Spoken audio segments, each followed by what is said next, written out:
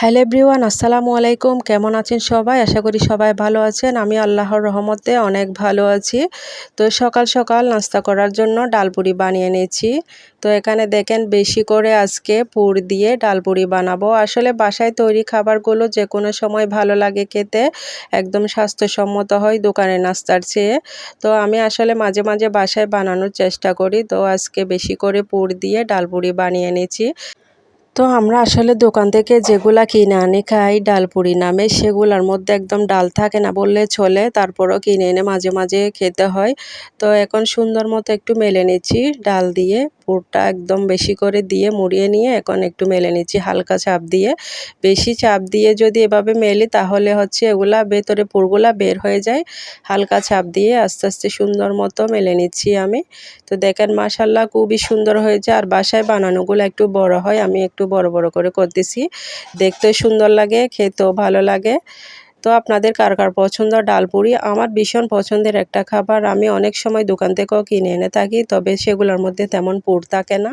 তো এই যে দেখেন মাশাআল্লাহ একটা করে নিলাম। এভাবে একটা একটা করে সবগুলা করে নিচ্ছি।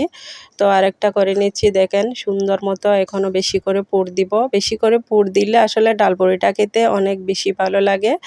আমি আগে এগুলা করার আগে একটু পুর রেডি করেছিলাম। সেখানে ডাল, হলুদ, একটু লবণ সামান্য দিয়ে সিদ্ধ করে নিয়েছি। লবণটা যদিও পরে দিছি, প্রথমে ডালের মধ্যে লবণ দিলে ডাল সিদ্ধ হতে চায় না।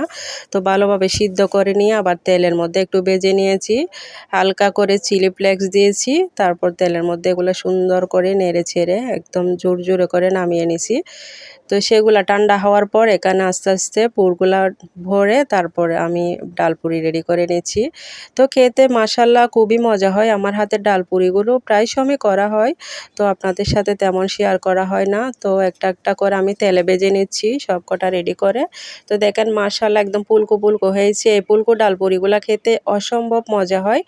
তো আসলে ট্রাই না করলে বুঝতে পারবেন না, খুবই মজা হয়। দেখেন মাশাআল্লাহ সবগুলা তেলে ভেজে নিয়েছি। অনেক সুন্দর হয়েছে দেখতে। একদম ফুলকো ফুলকো হয়েছে, মুচমুচেও হয়েছে।